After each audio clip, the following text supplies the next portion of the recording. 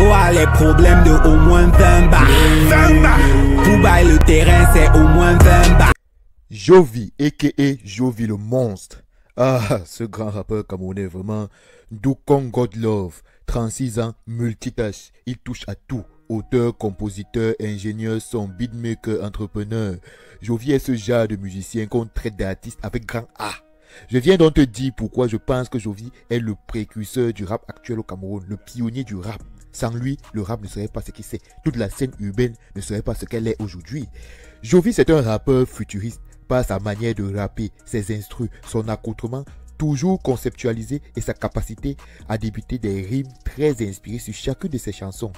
Et tu vas voir que tout ce savoir-faire, ou plutôt cette manière de faire, va être copié par tous les rappeurs actuels au Cameroun, dont Boy Tak, tout ça avec Stanley Eno, tous ces artistes-là, ils vont copier un peu.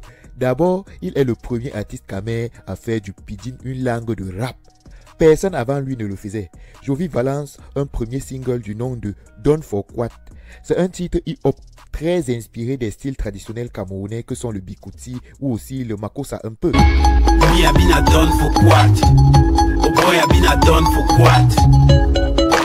Alors la chanson Don For Quat sort en 2011 et vient tout ravager sur son passage avec son style innovant qui en fait va être la représentation parfaite du hip-hop actuel, c'est-à-dire mélange de hip-hop et des rythmes traditionnels africains, mélange du français et des dialectes locaux, des patois, lancement d'un merchandising toujours aux côtés avec les t-shirts qui reportent l'effigie de la chanson, ou bien sur tous les titres il y a un flow nouveau et tout, tu vois, c'est tout ce que va apporter Jovi, toute une nouvelle fraîcheur que va adopter la nouvelle scène rap. Je sais, beaucoup de gens vont me dire non, ça existait déjà avant, c'est pas Jovi qui a rapporté ce style de rap au Cameroun. Avant lui, il y avait déjà les Krotal, Boudo, Sultan Oshimin, Kopo, Bantou aussi et tout. C'est vrai. Ah oui, c'est vrai. Sauf qu'il y a une différence entre cette ère et l'ère actuelle. Je m'explique. En fait, Jovi n'a pas réellement créé le style de hip-hop qu'on écoute aujourd'hui, mais il a apporté un autre niveau, une autre touche, une nouvelle particularité à son son. Il a innové et impacté toutes ces générations. Pourquoi je le dis? Par exemple, lorsque tu écoutais un titre historique, comme Jamais, de Krotal, mais tu vois ce que la vie a fait de moi, un putain de crêpe l'oseille qui se bat comme en esprit. Vous pouvez déjà voir que tous les ingrédients tels que les rythmes traditionnels intégrés au rap, les dialectes mélangés au français et j'en passe, faisaient déjà partie de la culture hip-hop camer. Mais, le flow n'était pas pareil que le rap actuel qu'on retrouve au niveau, car Jovi est venu avec un flow qui se pose sur des instrus plus cadencés, donc plus rapides. Les tauliers du rap que sont Krotal, Sultan Oshimin, Kopo auraient beaucoup de mal à poser sur les rythmes actuels afrobeat. Tu vois un peu, ça va être très difficile. Moi je pense, c'est mon humble avis. Aussi, il y a le texte. Jovi est venu avec un texte très informel dans le sens où il mélange à la fois le pidgin English qu'en franglais qui sont à la base des langues qui viennent du colon mais qui ont été réadaptées par les populations camerounaises associées à leur réalité, tu vois, donc ça donne un nouveau style de langage, une nouvelle langue. C'est vrai, Kopo par exemple, là, que moi j'ai dit, c'est vrai, Kopo par exemple le faisait, mais il ne mêlait pas les deux styles de dialecte à la fois dans une même chanson. Lui il parlait plus en franglais. Donc au regard de toutes les différences là un peu que je viens de citer, Jovi se démarque de la génération des fondateurs dont les Sultan Oshimin, Boudo, Krotal font partie. Là, Jovi s'inscrit en tête de liste d'une catégorie que moi j'appelle mogul du rap au Cameroun par son influence et son impact sur toute la musique urbaine au Camer. Pas que le rap d'ailleurs, parce que je reviens un peu sur ça, parce que toute la scène urbaine, les Daphné, les Renis, tout ça, ils s'inspirent de Jovi. Et tu vas voir pourquoi. Je reviens sur le titre Don For Quat, à savoir le mot Don là, dans le jargon est attribué au gars qui n'a pas peur, qui se comporte en leader. Et le mot Quat, c'est en fait le quartier. Alors Don For Quat renvoie au leader du quartier, faisant référence au gars viril des quartiers difficiles. Ce morceau est en fait la chanson d'ouverture de son premier album HIV, Humanity is Vanishing, qui sortait en 2012.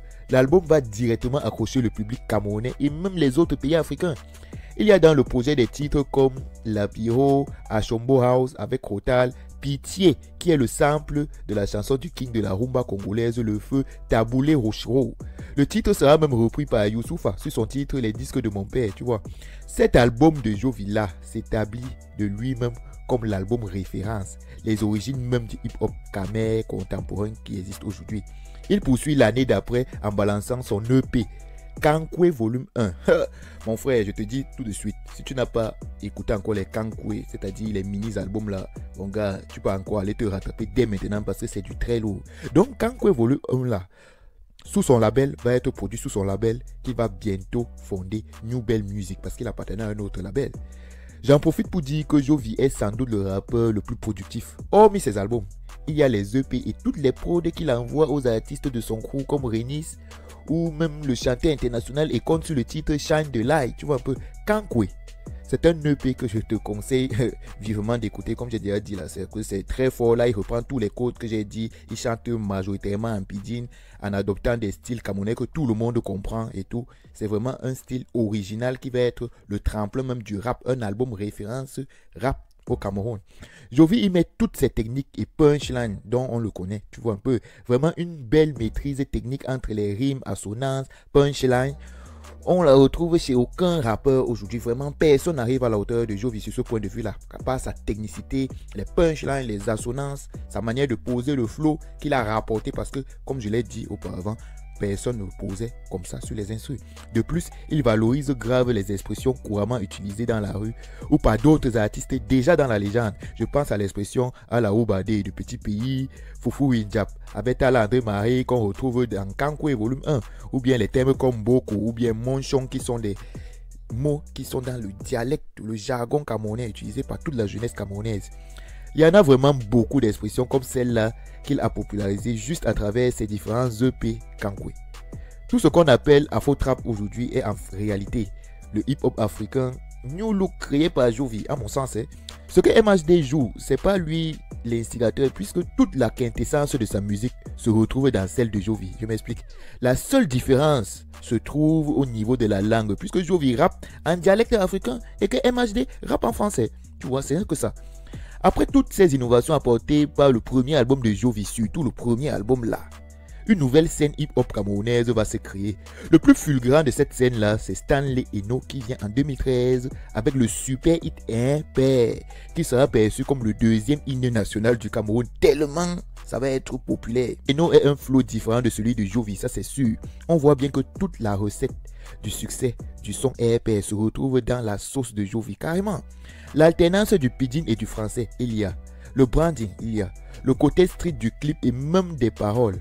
Les références à La Piro, à Jean-Michel Kanka, Tchakap, Koubi, Zinzing, tout ça. C'est des choses qui se faisaient déjà, mais comme je l'ai expliqué plus haut, pas avec la même consistance. Depuis cette époque, les deux rappeurs ne s'entendent pas.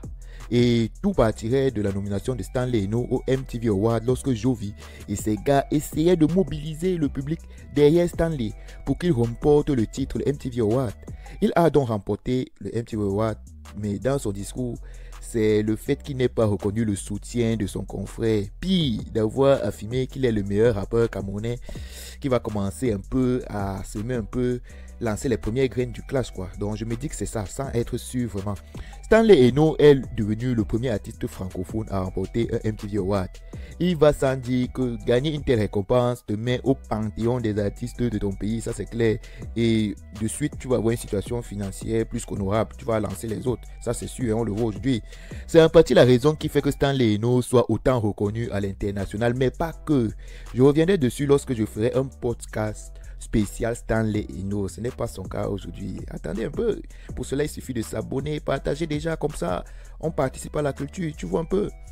Donc, Jovi est un artiste avant-gardiste. Tout comme Kanye West l'a été à l'époque avec College Rapport et Graduation, Jovi l'est tout autant avec HIV et Kankwe. Puisque toute la scène urbaine va en grande partie s'inspirer de ce style-là.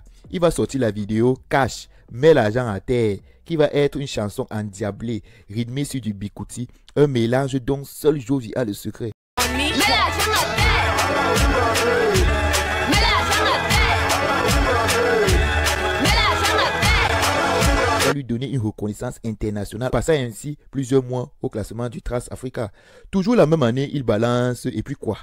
Ce hit, ce titre, de très haute facture. Tellement le beat et les voix en background t'envoient sur une autre dimension là, mon frère. C'est trop fort. La technique, le flow, le message clic-clac en même temps. C'est trop. Chiora et puis quoi? Hein? C'est ça qu'on mange. C'est ça qu'on chope. Quand tu penses que c'est lui qui produit tout ça, tu es obligé de dire, gars, Jovi, chapeau, tu es fort, tu es un artiste avec grand A. Dans ce morceau, on ressent toute l'originalité de Jovi. Toujours fidèle à lui-même, il aborde les sujets courants de la société dans des thèmes adoptés par toute la jeunesse. Il n'y a pas plus qu'artisan que lui dans sa musique et pourtant, sa technique, son talent d'écriture font à ce qu'il évite de tomber dans la vulgarité alors que les mots qu'il utilise dans la chanson sont vulgaires. C'est ça qui est ouf. C'est cela qu'on retrouve dans Et puis quoi? Un morceau envoûtant pour sa sonorité et par son texte qui reprend un des thèmes principaux de la vie du citoyen lambda qui est le commérage. Jovi a conscience que les artistes urbains actuels se sont grandement inspirés de lui. Il le dit même souvent dans ses directs et d'autres chansons. Par exemple, sur son titre Vemba, il le dit. Tu dis que les gars m'ont imité, moi-même je n'arrive pas à me copier, moi-même je n'arrive pas à me stopper, toi-même tu sais que tu peux pas me... Allez écouter Tenor, Boyta, Kosi, Sojip et même la première partie de la carrière de Stanley et dites-moi que Jovi ne les a pas grandement inspirés. Prouvez-le-moi en tout cas. Jovi, qu'on le veuille ou pas, est le père de la nouvelle génération. C'est en grande partie grâce à lui que le hip-hop est devenu un genre musical très écouté au Cameroun. Avant, là, ce n'était pas le cas. Avant, c'était perçu comme de la musique des bandits, des voyous. Mais grâce à Jovi, le hip-hop, toute la scène urbaine, c'est devenu le style le plus écouté au Cameroun et grandement. Et il faut donc tirer révérence à Jovi et ne l'oubliez jamais.